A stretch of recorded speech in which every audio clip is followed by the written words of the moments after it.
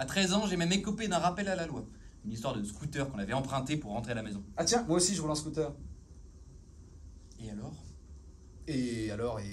Faut reconnaître que les Italiens sont les rois du scooter, non? Ouais, les pattes aussi, très très fort. Ouais, vous avez raison pour les pâtes, ouais. Vous êtes même plus fort que les Chinois, je On dirais. fait quoi là? On parle cuisine? Je peux continuer? Non, c'est pas du tout le thème de l'émission. Non, je vous en prie, poursuivez. Vous disiez donc avoir emprunté un scooter, c'est bien ça? Oui, c'est ça. Papa, ça l'a rendu dingue. Il m'a retourné une de ses mandales. Ça m'a bien calmé. Paola, elle, courait plus vite. Bon, pas assez pour le juge qui lui a collé 70 heures de travaux d'intérêt général. Ouah, 70 heures, waouh. Et en minutes, ça fait pire, hein, ça fait quoi ça? 6 x 7... 4200. Eh ouais. Mais oui. Enfin bon, ça lui a pas servi de leçon. Elle avait de mauvaises fréquentations. En plus d'être jolie, son côté chef de bande a toujours fasciné les mecs. Les machorital, une nana qu'en a, ça les fait fondre. Bon, heureusement, elle a fini par se remettre dans le droit chemin. Aujourd'hui, elle est patronne de 3 pizzerias autour de Vitry. Impressionnant, attendez. 3 pizzerias? Oui. 3 pizzerias? Oui. 3 pizzerias, quoi. Oui, 3 pizzerias, vous buguez là? Bah non, mais c'est juste complètement dingue. 3 pizzerias. Oui, bon, bah faut reconnaître que la pizza, ça rapporte. À propos de pizza, vous savez quoi? Oh non. Je vais vous faire une confidence. Moi, depuis toujours, ma préférée, c'est la calzone. C'est pas vrai. Ah si, je vous jure. Ah ouais, vraiment? Ouais, vraiment. Tout le monde s'en tape. Moi le premier. Oui, peut-être. On a passé le reste de la soirée ensemble et puis on s'est couché. Ce matin, il était 6h15, on venait de se réveiller. Ah bah vous êtes plutôt matinal, hein? Je disais donc, Kenzo prenait sa douche et moi, je sirotais un café dans le lit. D'un seul coup, on a frappé très fort à la porte. Ça gueulait « Police, ouvrez !» Je me suis levée d'un bond, j'ai enflé un truc et je suis allée ouvrir. 4 flics se sont engouffrés dans l'appart en bousculant. Je leur ai dit « Mollo, je suis enceinte !»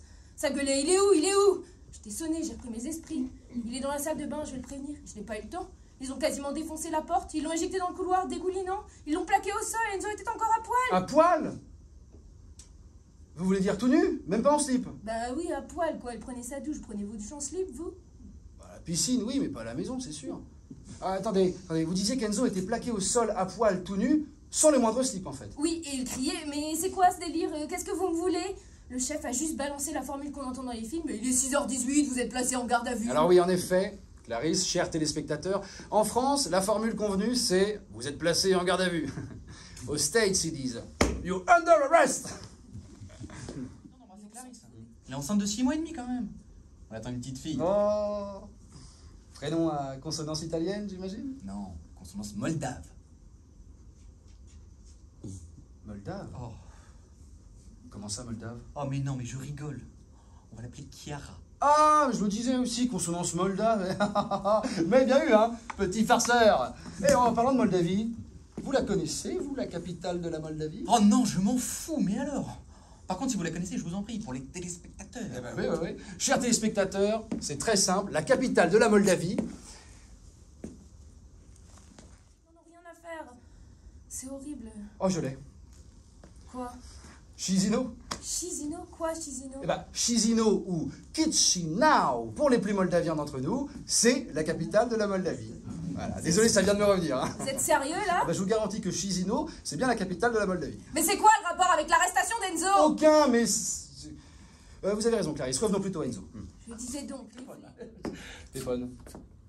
Un copain à vous? Non, Pépone, c'est mon chien. Ah. Un magnifique Lagotto Romagnolo. Hein. Vous connaissez pas les Lagotto? Non. Non, je dois reconnaître que je connais pas cette marque, enfin cette race, ouais. Enfin, c'est pas vrai, vous connaissez pas les Lagotto? Vous allez me dire, les spaghetti carbonara, vous connaissez pas non plus. Non mais enfin, les Lagotto, c'est très connu en Italie. Bah, en Italie peut-être, mais à Versailles beaucoup moins, je vous le garantis. Hein. Bien, reprenons Andrea s'il vous plaît. Hein. Puisque vous ne connaissez pas les Lagotto, je vous présente Pépone, mon Lagotto, Pépone. Dis bonjour à monsieur Pradlat. Attendez, parce qu'il va y avoir une conversation avec le chien là. Oui, coucou Pépone. Voilà, hein. Allez, Andrea. Comment vous le trouvez? Comment je trouve quoi? Eh ben Pépone, comment vous le trouvez? Grand, petit? C'est-à-dire qu'il est... Il est quoi? Il est poilu, hein? Ouais, et frisé en plus. Bon, vous avez pas l'air emballé par mon Pépone. Alors, si vous voulez franchement mon avis, j'étais plutôt sur le coup de téléphone. Et là, on parle du chien, donc je... Pépone, on ne peut pas laisser monsieur Pradlat dans l'ignorance. Un peu de leçon sur l'histoire des Lagotto vous fera le plus grand bien et à vos téléspectateurs aussi, n'est-ce pas Pépone? Alors, venir de mon arrivée. La 12, Ambre, la 12. Ah bah, bonjour, Christophe Pradlat pour l'émission Enquête à chaud. Oui, bah, je vous avais reconnu, monsieur Pradlat. Je vous préviens, moi, j'ai pas le temps. Qu'est-ce que je peux faire pour vous? Alors, vous êtes bien Paola Rossi, la sœur d'Enzo, la fille Oui, d'Andrea? oui, c'est ça. Votre père vous a appelé vers 7 h ce matin, c'est bien ça? Oui, en effet, il était à peine 7 h quand papa m'a appelé. J'étais au marché de Rungis chez Fonzi, c'est un de mes fournisseurs, et on prenait le café. Rispresso, j'imagine? Quoi? Non, je dis le café. Rispresso? Rispresso, c'est quoi? Ah, vous voulez dire ristretto, peut-être? Ah oui, ristretto, c'est ça, oui. What else? Ok, bon, papa m'a expliqué, hein, pour Enzo, mon frangin, chez les flics, impliqué dans une histoire de mœurs, franchement, c'est comme si je prenais un coup de boule. Ah, coup de boule. Berlin, 9 juillet 2006, hein. Zidane Materazzi, hein. C'est Hop naze, là. c'est naze, c'est naze. Ah, venant de Zidane, je vous le fais pas dire. Non, c'est ta remarque qui est naze, ça va, oui. Ça va, mais Je rien du tout, rien du tout. Donc papa m'a expliqué tout le topo, hein, c'est vraiment la pompe en merde qui redémarre. Enfin, qu'est-ce que vous avez tous avec là? Enfin, quand c'est pas une histoire, c'est un paratonnerre, et maintenant c'est une pompe, là, ça suffit. Qu'est-ce que là, le cri-cri là-haut, tu nous ferais pas un peu de tension, calme-toi. Bah, je suis calme, là, mais Monsieur Pradlat, tout de même. Cri-cri, ce sera cri-cri. Monsieur Pradlat. Cri-cri, Christophe? cri-cri. Allez, ce sera écrit. Voilà, je poursuis. Bouven qui se fait dessouder. Bouven, le plus grand magouilleur de l'ouest du Val-de-Marne. C'est pas étonnant qu'il finisse avec une bastos comme Pacemaker, cet enfoiré. Hein. Dis-moi, mon kiki, moi je vais t'expliquer. Tu vois. Alors c'est quoi votre histoire? On parle aux caméras? Formidable. Alors je suis donc maître Bianca Fontanelli, avocate. C'est Andrea Rossi qui m'a contacté très tôt ce matin, vers 7h12 approximativement, pour m'annoncer que son fils Enzo était dans de sales draps. Et sans slip? En plus. Pardon. Qu'il était impliqué dans une histoire de meurtre commis hier soir à Villeneuve-Saint-Georges sur la personne d'un certain Charlie Bouven, oui, les spectateurs et moi-même étions déjà au courant de tout cela, mais... Eh bien moi, je l'ignorais. Pas nous. Alors vous n'êtes pas sans savoir, monsieur Pradlat, que la pédagogie c'est l'art de la répétition, n'est-ce pas? Non, voyez-vous, à la télévision, le montage, c'est l'art d'enlever ces répétitions. Je vous apprends rien, hein, maître Fontanelli. Non, je vous rassure. Alors en revanche, ce que vous ne savez pas, c'est que je connaissais Charlie Bouven. Non, j'avoue. Ah. Tiens, vous connaissez Charlie Bouven? Absolument, mon petit monsieur. En fait, il se trouve que j'ai défendu une des victimes de sa bande il y a quelques années dans une histoire de braquage avec violence. Un braco? Une carotte? Ah, Ça monsieur sans canaille, très impressionnant. C'est l'air de la banlieue qui vous fait ça? Je peux continuer?